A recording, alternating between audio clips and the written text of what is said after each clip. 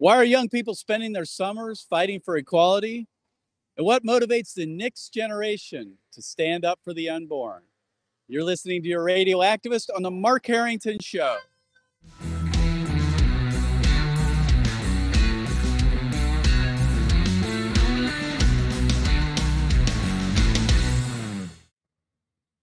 Mark Harrington Show is brought to you by Created Equal, and you can support our work by going to createdequal.org.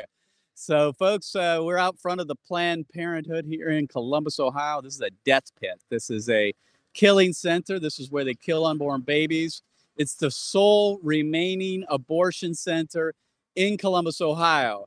When I started doing this almost 2 decades ago, there were 7 abortion centers in this city. There's only one left. Of course, that's too many, but there's only one left, and that's Planned Parenthood. Last year, we saw the second remaining clinic close.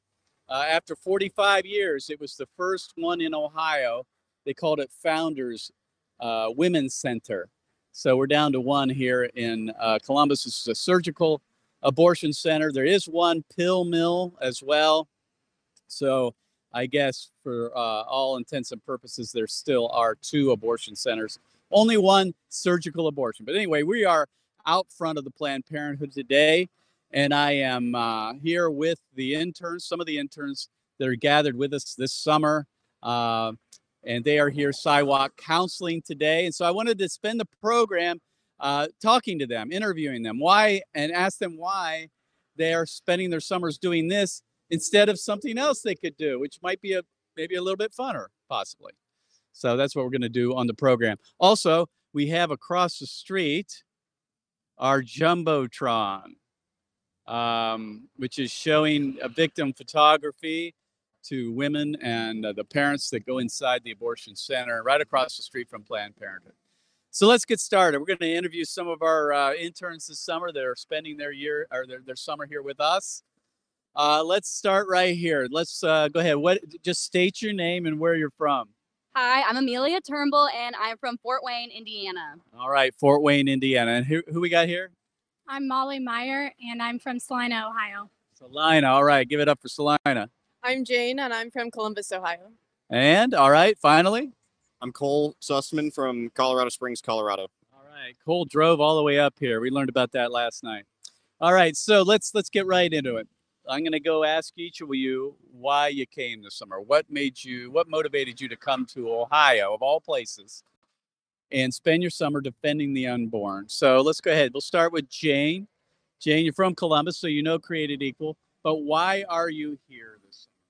I've done justice rides with Created Equal and Days of Action, and I just really loved doing outreach with them and learning more about the pro-life arguments, and I wanted to dive deeper into that because I believe this is our generation's Holocaust, and I really want to learn more about how to defend these babies and hopefully save some babies this summer. So have you ever been out front of a Planned Parenthood facility before? I have. I've been outside of this one, and then on the Justice Ride, we were in front of ones in Florida. Okay. Yes. So this is the first time you've been out. Folks, just so you know, Planned Parenthood doesn't Planned Parenthood. They kill babies. That's what they do. They say that they don't. They say that only 3% of their resources are devoted to abortion services. But we know that is not the case because they count, getting a pap smear or getting some birth control as the same as getting an abortion, which, as we all know, that's a little bit different, just a little. It only takes several hours, costs hundreds of dollars, leaves the woman wounded. I mean, it's definitely not 3% of their resources used for that. But Planned Parenthood is the largest abortion provider in the country. We are in a largely minority neighborhood here in Columbus, is what they do. That's what they do, because the founder Planned Parenthood believed that African Americans were human weeds and needed exterminated. So they are fulfilling the mission of Margaret Sanger even today. So, all right, so let's go over here. Amelia, why are you here? You came all the way from Fort Wayne, Indiana? Why are you spending the summer here? I'm here this summer because I want to stand up for the sanctity of life. I know that abortion is wrong, and I go to a very liberal college where they don't really respect my Christian values there. So I wanted to stand up for life this summer. I wanted to help women and let them know that there are other options besides abortion. And have you ever been to a Planned Parenthood facility before? I have not. I've never seen one. So when we drove by it, honestly, it just felt like my soul was kind of sucked out of me. And then looking at the picture of the baby in front of Planned Parenthood, the sign we put up, I wanted to cry after I saw that. It's just kind of horrible, horrifying. Yeah, it was a long time since my first experience with the Planned Parenthood facility, but I echo your sentiments there. Your heart starts racing because you know what goes on inside the four walls of this building. It's unspeakable what goes on inside there. Yet the people in the neighborhoods rarely know what's going on if it weren't for us. If we weren't here with the signs and our Jumbotron, the folks in this area wouldn't know what's going on inside. So had you ever seen abortion victim photography like that before? I saw it when I went to the March for Life in 2018. Oh, yeah. Tell us about that. This is a really cool story, folks. You want to hear this? Yes. So I went to a Lutheran high school and we went to the March for Life every year. I had thought I was pro-choice before that. I'd never seen anything like that. But at the March for Life, I saw the Jumbotron and I saw the pictures of the victims. And I knew that was something that isn't right. That was a human life that someone just took away. And I knew I needed to do something about it. So I made a pact after that March for Life that I was going to do something. So I did, and I started helping out with the Northeast Indiana Right for Life, and I just wanted to help more. Well, you know, folks, that's a really cool story because, as you said, you went to the March for Life, not because you were strongly pro-life, just because that's what your high school did. Yeah, it was. Which is something we believe that a lot of people who go to the March for Life just go because it's the thing to do. Their school gets off a couple days to go there or a day to go there. That's not all bad, of course, right? I mean, it's good that we go and stand for that, but that's why we show the victims at the march, because a lot of the people who march don't really understand, or at least haven't owned the reason why they're there. And so also the victims need represented at their own march, and they're not really. We're representing them. The people that march and speak at the rally, they represent them. But the victims can't represent themselves because they're dead. So the only way they can be represented is by the use of these victim photography and video. And if you would, go ahead and pan over. This is the Jumbotron. Now, it's not fully extended today, but this is similar to what we would display at the March for Life. And we use that outside of the Planned Parenthood. All right. So, Molly, why are you here? I wanted to make an impact on the world, and I think one of the important issues of our time is abortion, and the most important. And so I wanted to become involved with that and making a difference. So you're not just here because your parents told you to come? No, I had to get permission. No, but I mean, this is something you believe. Yes. I mean, obviously your parents brought you up the right way to believe that, you know, life is sacred, but you're not just here because they said, go there and learn. You did it on your own. All right, Cole, why are you here? Cole came from Colorado Springs. I asked Cole, why would you want to leave Colorado Springs? It's a beautiful place. I've been there twice. I love that place. Why would you want to come to Ohio of all places? Not that there's anything wrong with Ohio. I'm down here because protecting life is important to me. I'd been up here for the Justice Ride a couple times before, and I was thinking about it, and I just decided there was nothing more important that I could do this summer. And how did you find out about Created Equal? My sister came on a Justice Ride 3 years ago, and then brought me with her the next year. All right. So the Justice Ride recruited Cole, the March for Life, and our presence there recruited Amelia.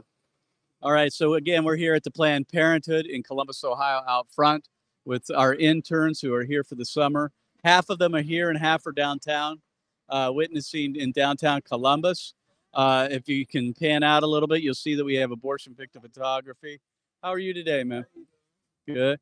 So you see we have the victim photos here. We have them at the entrance down here. We have some counselors that are hopefully speaking to women as they go inside. The parking lot is not as full as normal, which is a good thing. That means fewer babies are dying today inside this facility.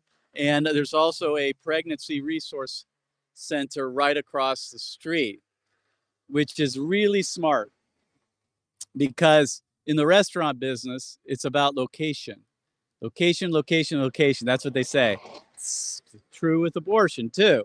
If you're going to have an abortion clinic, you ought to have a pregnancy resource center right next door. So often what will happen is that we might persuade a young woman to actually go either to that facility, and there's also another one right across the street here, another women's center. So, of course, you got your weed store too. I mean, can't miss that. Got to have the weed store. That's kind of fitting for the Planned Parenthood. So, folks, I want you to take action today. I want you to go to our website at createdequal.org and click on the Day of Action. The Day of Action takes place next week, starting Sunday night, June 13, is where we had the apologetics training. And then the next day, June 14th, all day long, we take people out onto the streets, to the overpasses, to the downtown squares, to the abortion centers, and train them on what they've just learned. And you can sign up for that by going to createdequal.org and click on the Day of Action. So I know you guys have only been with us a day, but how was your first day? It was really good. What'd you learn? Well, in the morning we had orientation and got to meet all the staff, and then in the afternoon we had training on sidewalk counseling, and we learned about what we're gonna do just today.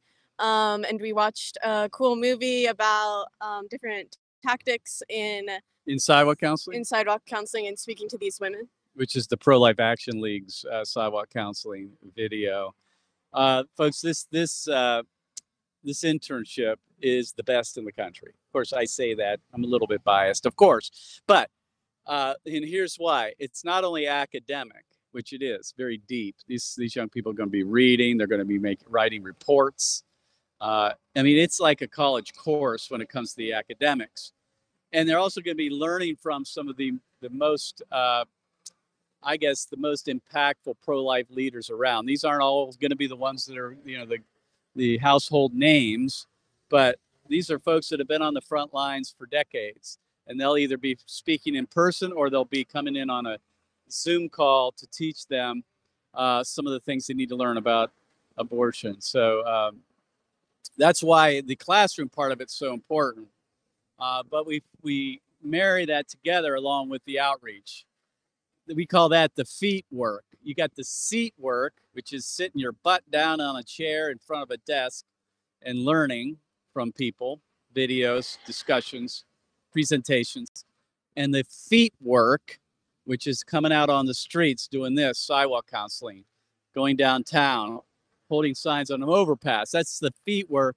And then most importantly, the repeat work. The repeat work is where you actually go home to your own community or you intern with us, which is what we really want all of them to do. But the repeat work is so they go back to their own communities or work for us full time.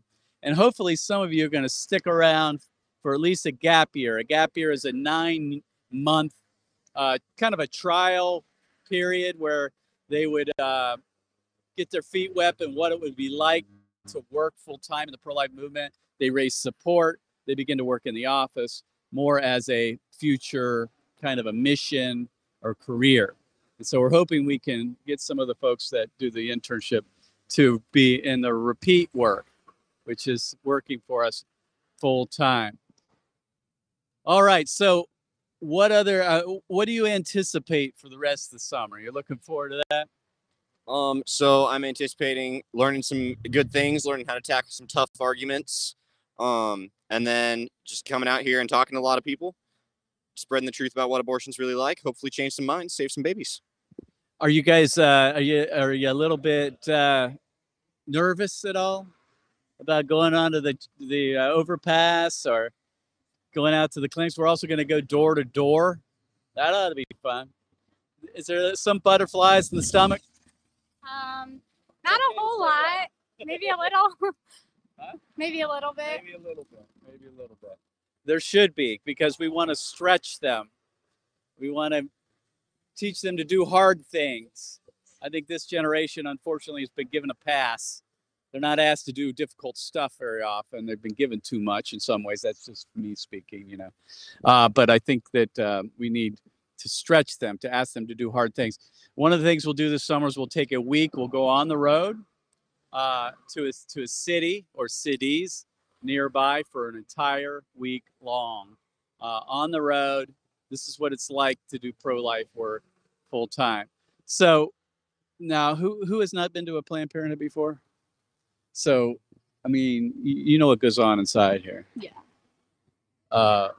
How does that make you? What does that make you feel inside? What is it? Does it motivate you to do more, and what? Well, at first I didn't think I'd be really affected by it, but then like right when we drove by, it was just so sad, and it made me want to talk to the women going in. It made me want to help them, and then I saw a car leave with a woman who had just been in there, Right. and knowing like what she had gone through and what she had just done was just heartbreaking, just very heart-wrenching to know she had to go through that, and she thought that was her last resort. And what kind of literature are we using here? So, if you would, I know that you're not used to using this, but this is one for the woman, says this is not your only choice. There's an insert too. Talks about the abortion pill and the reversal, which they do dispense the abortion pill here as well. It's not just a surgical abortion. They also have the chemical abortion here. This has the resources they need. That's why it's important that we have a pregnancy resources center next door. The goal here, folks, is to get the parents to come over and talk to us. And so I know you guys haven't done this much, but what would you say to a young lady that's going inside the abortion center? We just want to let them know that they're loved Well, and no, that role play it with me. role play. Okay, Yes. ready? Yeah. So like if you were the woman going in, I would be like, this is not a safe place for you. There's an abortion clinic right next door that can actually help you and give you free resources. Pregnancy Resource Center. Pregnancy Resource Center.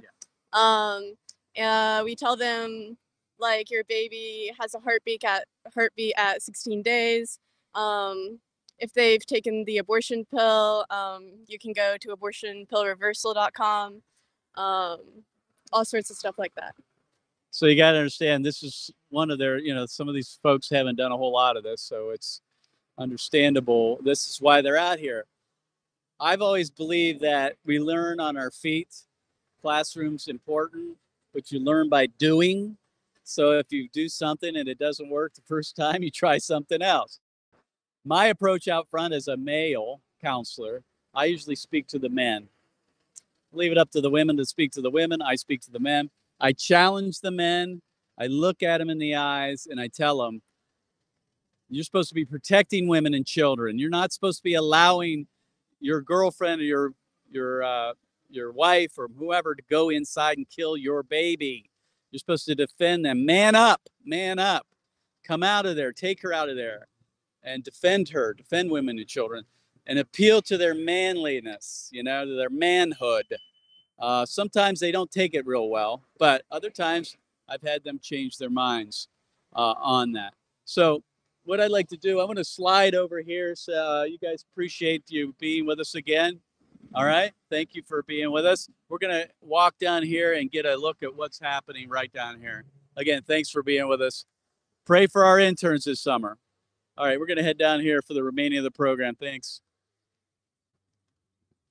All right. So we have the Jumbotron across the street. And then up here we have Evangeline and Violet. All right. And so we're going to interview Evangeline and ask her, what would you say to a woman going inside here?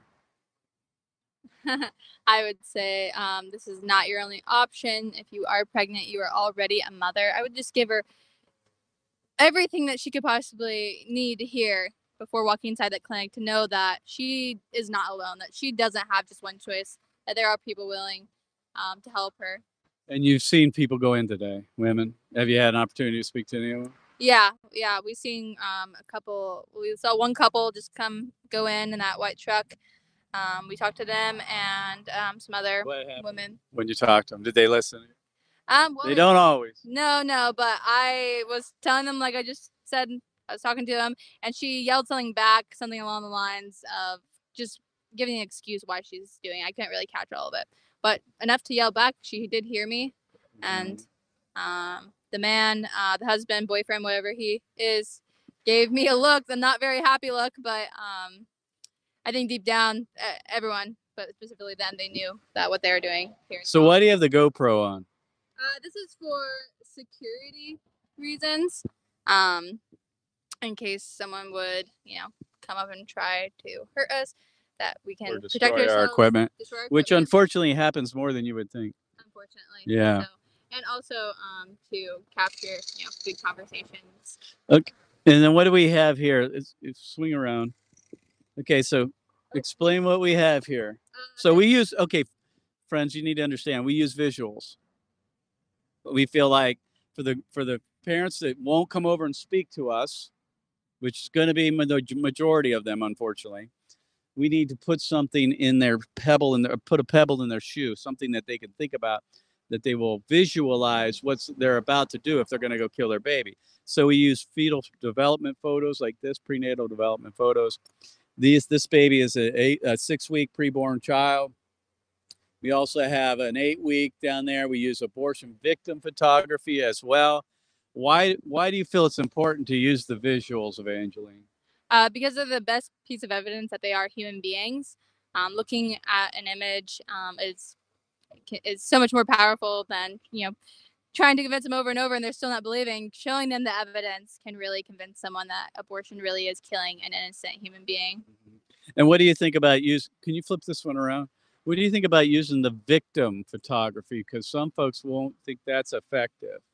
There are those out there in our movement that say these should not be displayed at an abortion center. What are your thoughts? I've had conversations with people without using the images, and it was so much more difficult to convince them that abortion. Why?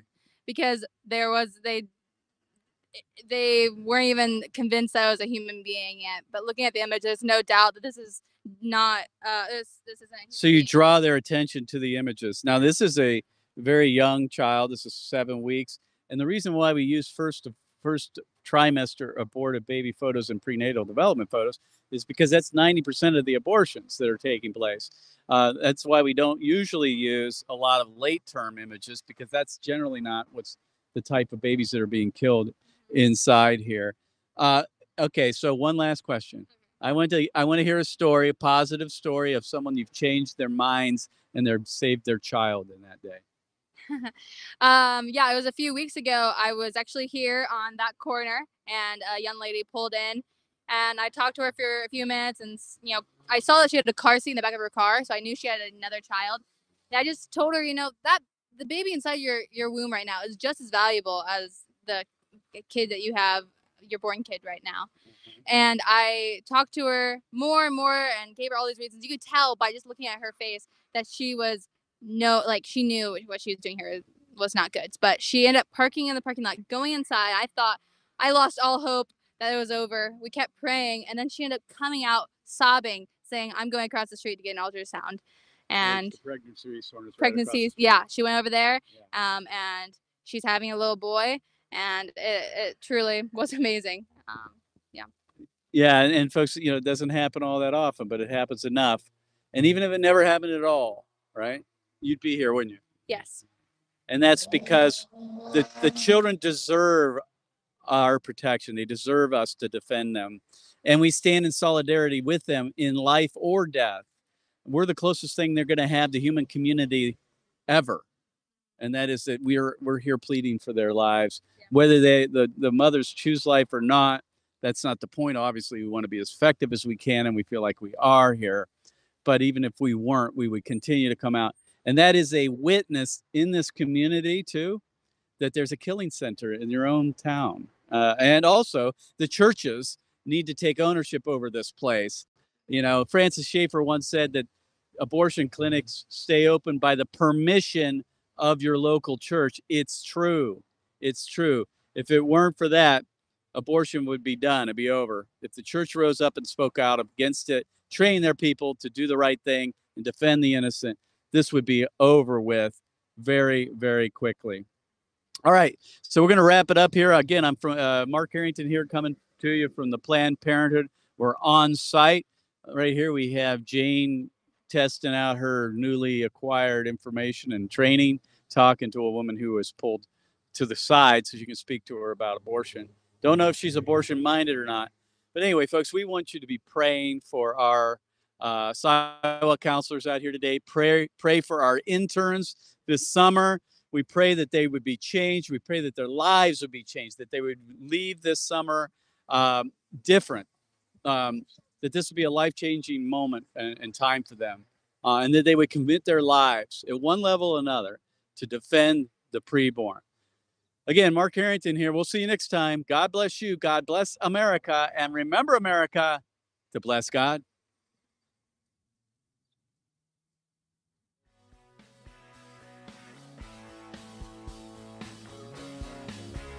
You've been listening to Mark Harrington, your radio activist. For more information on how to make a difference for the cause of life, liberty, and justice, go to createdequal.org. To follow Mark, go to markharringtonshow.com. Be sure to tune in next time for your marching orders in the culture war.